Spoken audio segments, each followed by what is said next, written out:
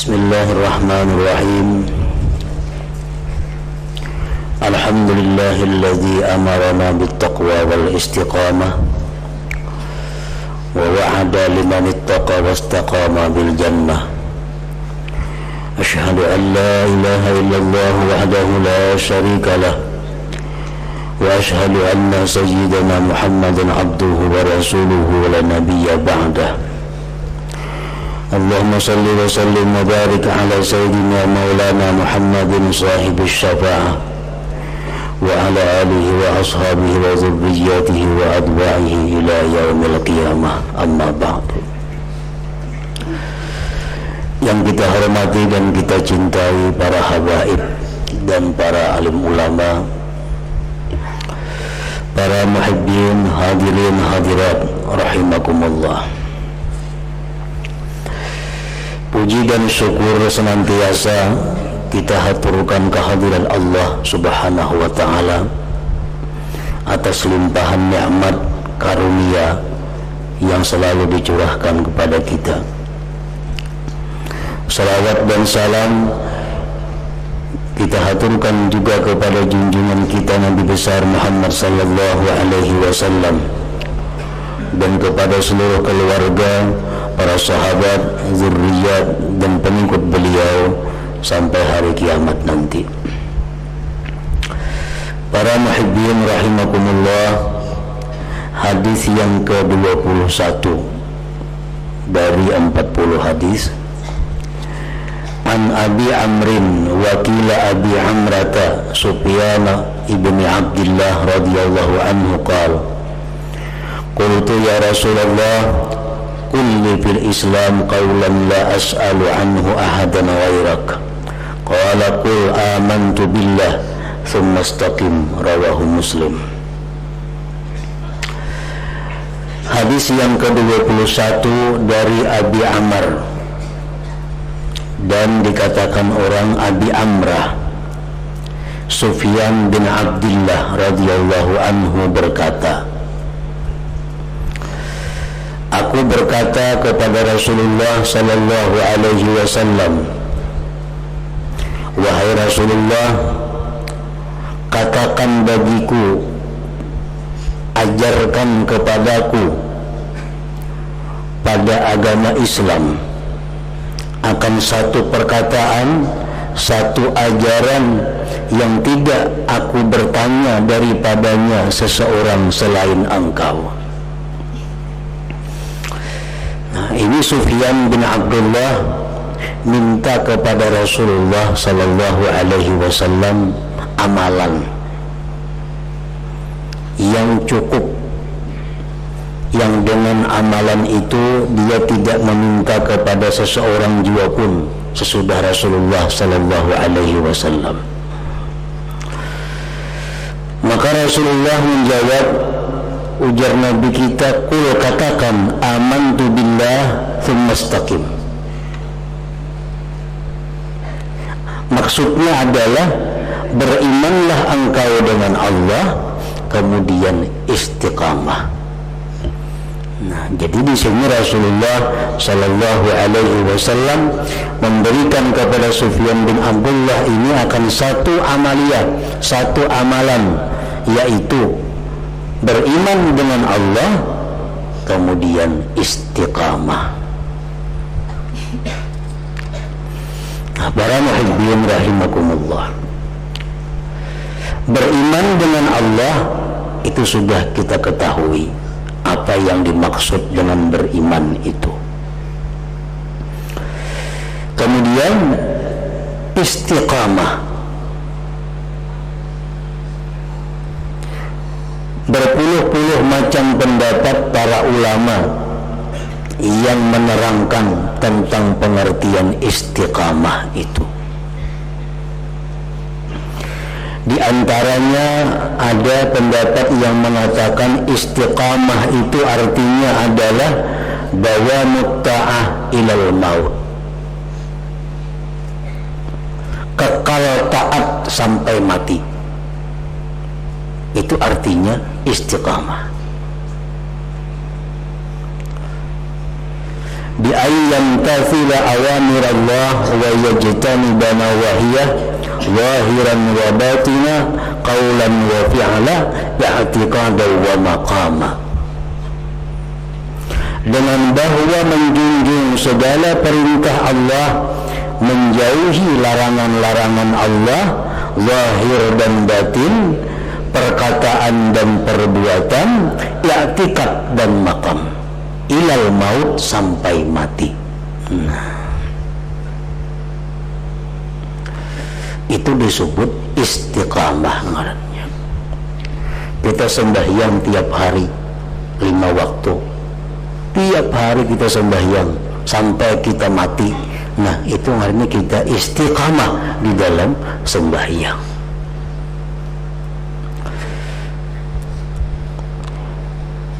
Kita berkata perkataan yang diridai oleh agama sampai kita mati. Tidak ada keluar kata-kata di mulut kita yang dilarang agama. Kita pertahankan mulut kita menuturkan yang diharamkan Allah sampai mati. Itu ngarannya istiqamah pada perkataan. Kita jaga perbuatan kita daripada yang diharamkan Allah. Selalu kita melaksanakan apa yang diperintah Allah sampai mati. Itu ngarannya istiqamah dalam perbuatan.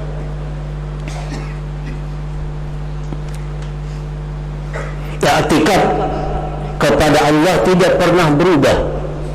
Dalam keadaan susah, dalam keadaan senang, dalam keadaan sempit, dalam keadaan lapang, selalu kita menganggap bahwa Allah itu adalah Tuhan yang bersifat sempurna, yang maha suci dari kekurangan-kekurangan.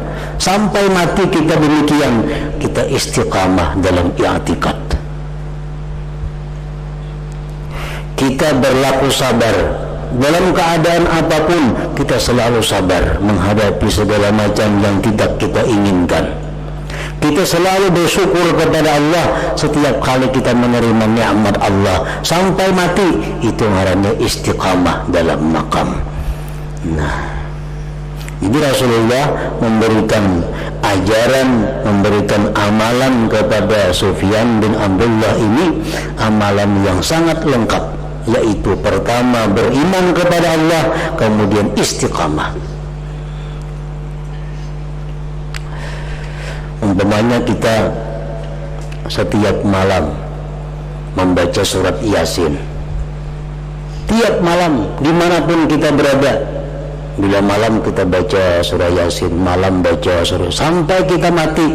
Ini artinya istiqamah dalam membaca surat Yasin. Kita sembahyang duha, tiap hari sembahyang duha, kada pernah meleset. Apapun pekerjaan kita, bagaimanapun sibuknya kita, bila sampai waktu kita sembahyang duha, ini istiqamah dalam sembahyang duha.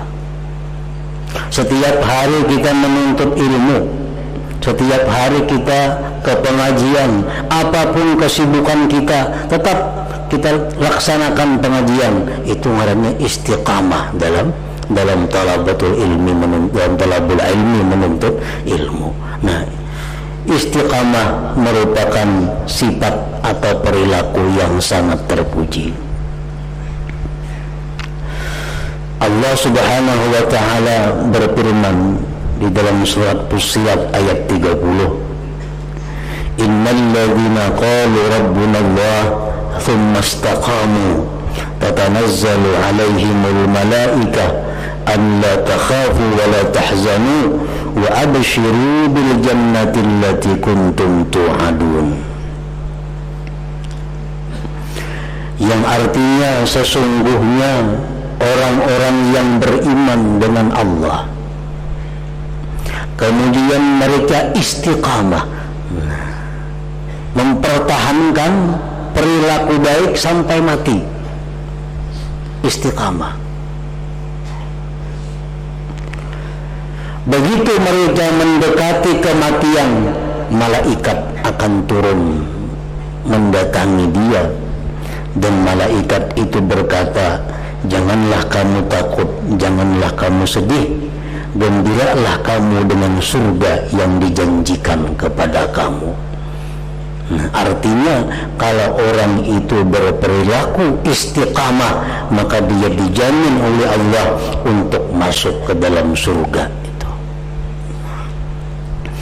Nah, para muhibbin rahimakumullah, istiqamah adalah pekerjaan yang sangat sulit. Kalau kita sembahyang duha nyaman, mudah, tapi untuk melakukannya setiap hari dalam segala keadaan sehingga kita bisa istiqamah, nah itu kita akan menemui kesulitan-kesulitan. Sembahyang tahajud itu mudah kalau kita lakukan sewaktu-waktu apabila kita hendak. Tapi kalau kita ingin istiqamah setiap malam kita mesti sembahyang tahajud, itu akan menemui kesulitan-kesulitan. Sembahyang berjamaah itu mudah, tapi kalau kita rutin ingin selalu sembahyang berjamaah akan sulit.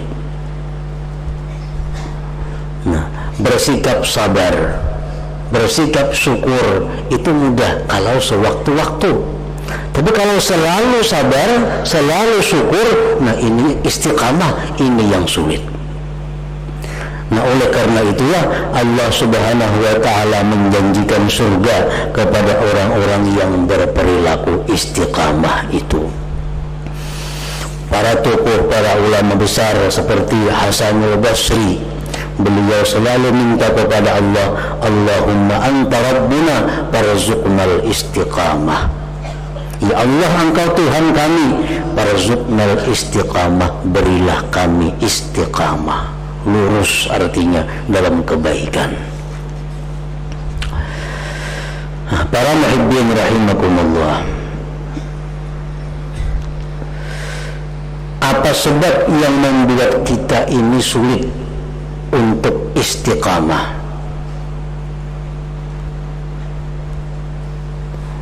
Apa sebabnya kita beribadah, beramal kebaikan itu kada bisa terus-menerus, terputus-putus, bahkan kadang-kadang berhenti. Ada orang dahulu beramal, berzikir 2-3 ribu tiap malam, tapi kada rutin, kadang-kadang kawa, kadang-kadang kada, keputingannya kena berampih, kada lagi. Ada orang dahulunya rajin menuntut ilmu, akhirnya balang kambingan, akhirnya kada lagi menuntut ilmu. Nah, kenapa sebabnya terhalang dari istiqamah? Para ulama ahli suluk menjelaskan ada 4 perkara yang membuat manusia itu terhalang daripada istiqamah. Yang pertama, ad-dunya, dunia.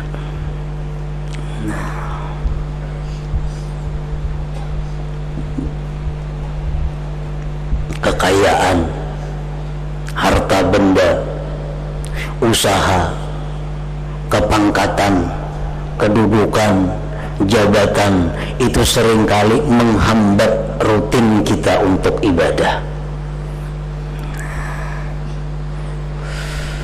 Rasulullah sallallahu alaihi wasallam bersabda, "Man ahabba dunya adarra bi akhiratihi." Ila akhir hadis. Siapa-siapa yang mencintai dunia itu pasti mengganggu akhiratnya.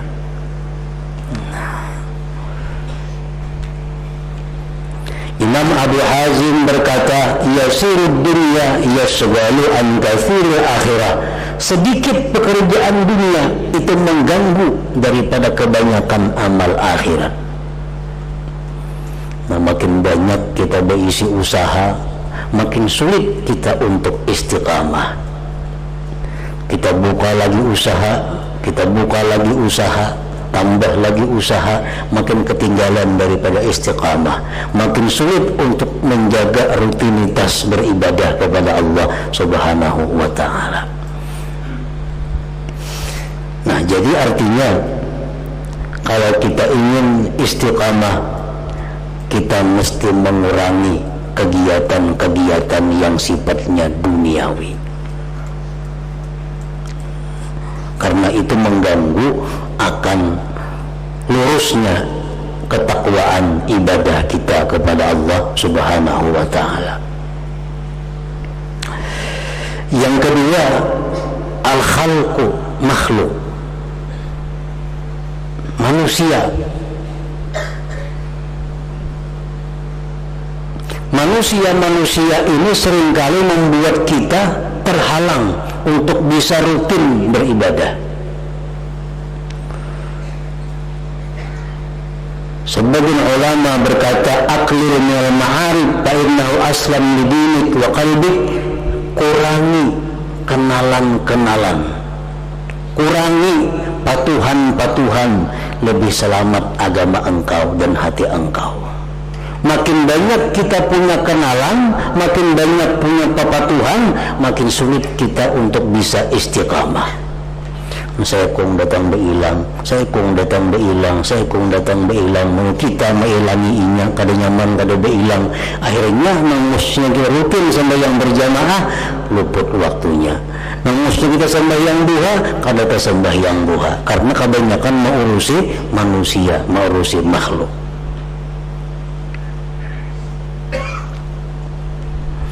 Nah, jadi artinya kalau kita ingin istiqamah, ingin bisa terus dalam ibadah kepada Allah, mesti mengurangi pergaulan kepada makhluk Allah, khususnya manusia ini. Yang ketiga yang menyebabkan kita terhalang dari istiqamah adalah godaan syaitan di dalam hati kita. Allah Subhanahu wa ta'ala berfirman, inna syaitan lakum aduwwun fattakhizuhu aduwwa. Syaitan itu, ujar Tuhan, musuh kamu, jadikan dia musuh, jangan dijadikan kawan. Nah, mengawali syaitan artinya mentaati apa yang didorong oleh syaitan. Nah, bisikan-bisikan syaitan yang masuk ke dalam hati kita itu mengganggu lurusnya ibadah kita, mengganggu istiqamah kita. Bagaimana caranya menghindari syaitan agar kita terhindar daripada kejahatan-kejahatan syaitan? Para ulama menjelaskan, yang pertama, menjauhi kawan-kawan syaitan.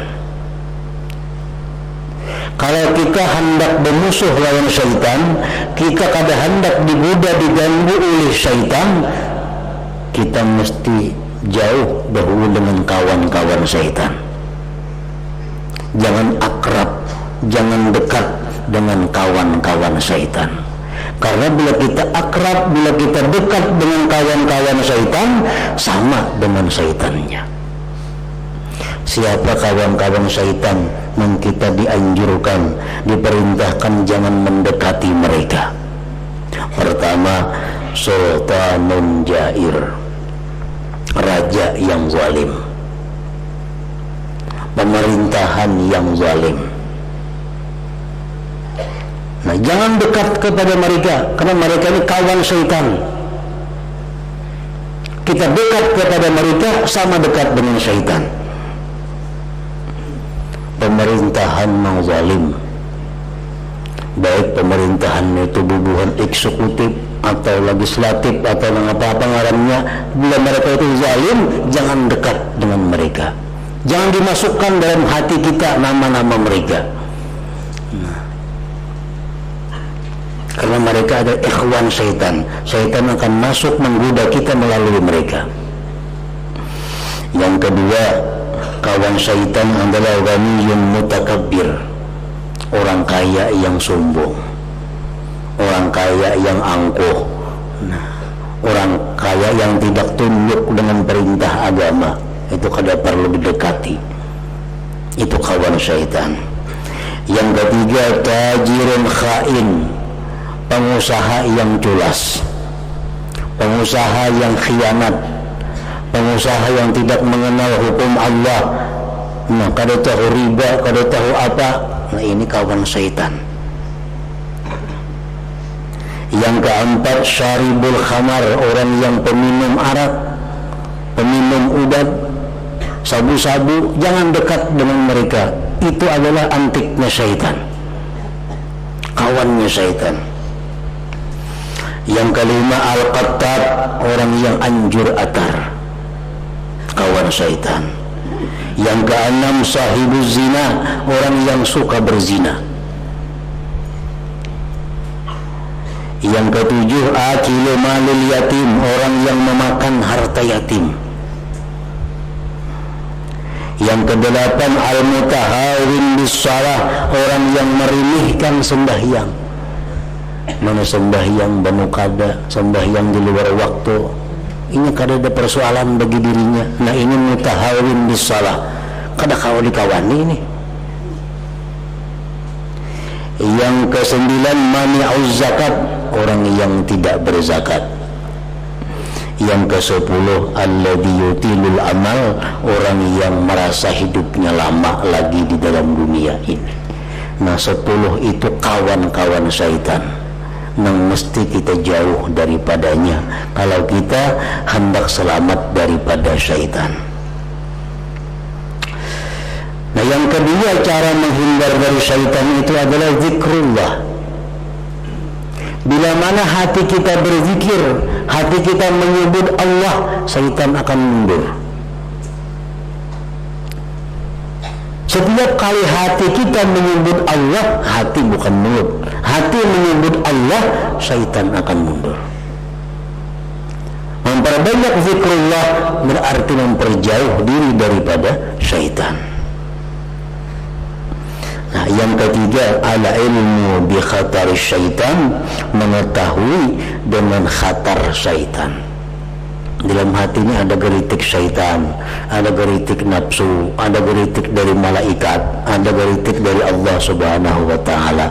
Nah, mengetahui itu adalah jalan untuk menyelamatkan diri dari tipu daya syaitan.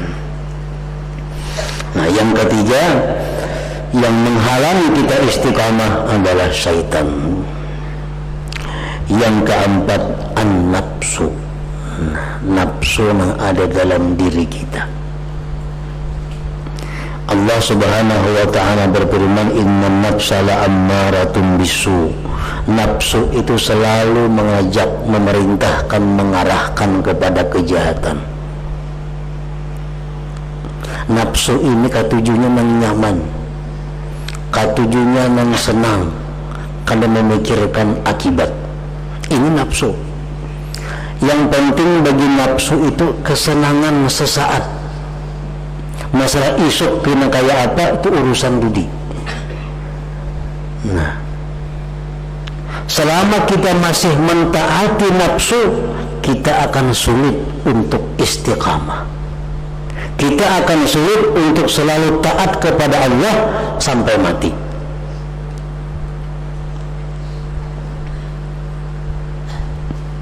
Nah, oleh karena itu para ulama mengajarkan kepada kita bahwa salah satu cara untuk menekan nafsu ini adalah hamlu asqalul ibadah alaiha, menanggungkan beban-beban ibadah atas nafsu itu.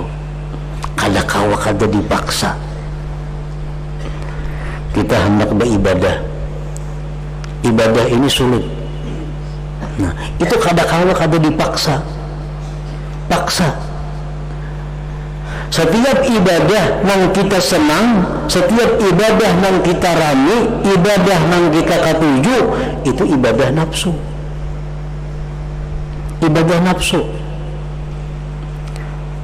Nah, cari ibadah-ibadah, cari amalan-amalan yang nafsu kita kada katuju melakukannya. Nah, dengan demikian nafsu dalam diri kita itu akan menjadi jinak dan patuh kepada kita.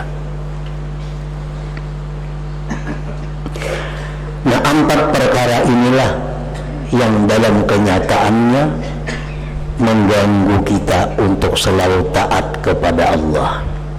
Kenapa kita kadang-kala aktif untuk ini ibadah, kadang-kala aktif untuk ini perbuatan taat?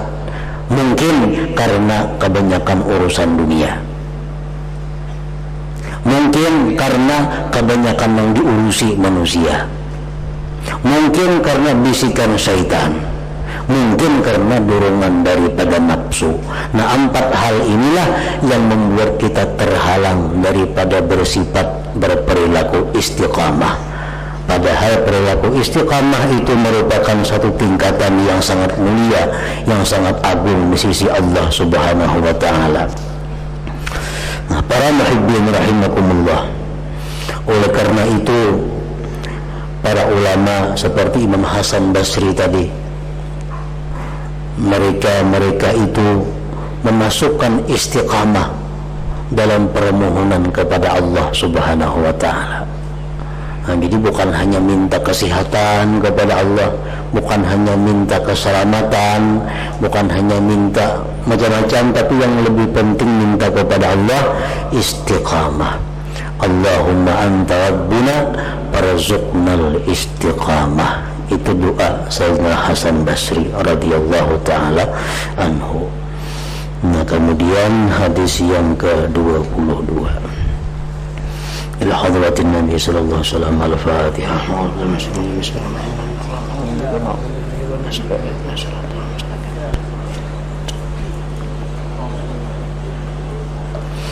Asyhadu an la ilaha illallah wahdahu la syarika lahu wa asyhadu anna sayyidana Muhammadan abduhu wa rasuluhu.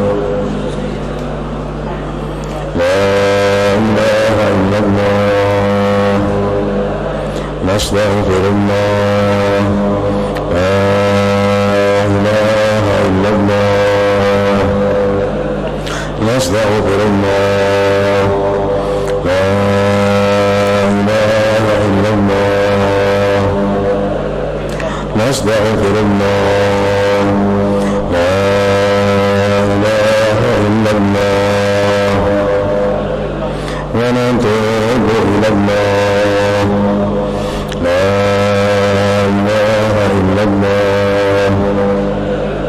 Muhammadur Rasulullah sallallahu alaihi wasallam. Wa ya ayyuhar rajul minhu syafa'atan sallu alaihi sallimu taslima. Allahumma salli wa sallim wa barik ala